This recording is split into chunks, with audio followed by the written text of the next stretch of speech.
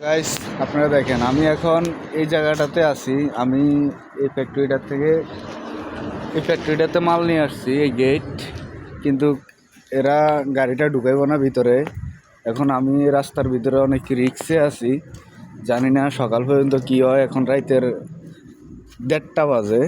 তো আমি যে জায়গাটা আছি এই জায়গাটা খুবই অন্ধকার, খুব ভয়ানক জায়গা। তো মেইন পাশে কিন্তু মেইন রোড, কিন্তু জায়গাটা তো সুবিধা নেই। জায়গাটা হলো চক্রবর্তী ভ্যাকসিন সামনে, এখানে চক্রবর্তী বলে জায়গাটারে। তো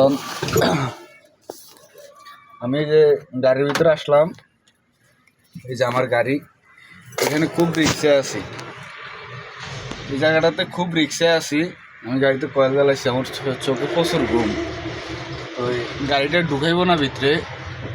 তো দেখা যাক সকাল পর্যন্ত কী হয়।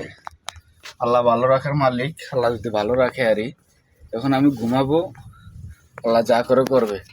সকালে দেখি কোন পর্যায়ে যায়। আর এখানে প্রচণ্ড রিক্স, মানে এত রিক্স বলার বাইরে। সবাই দোয়া করবেন যে ভালো থাকি, সুস্থ থাকি। খোদা হাফেজ। বেঁচে থাকলে, সুস্থ থাকলে আবার দেখা হবে আগামীকাল। খোদা হাফেজ।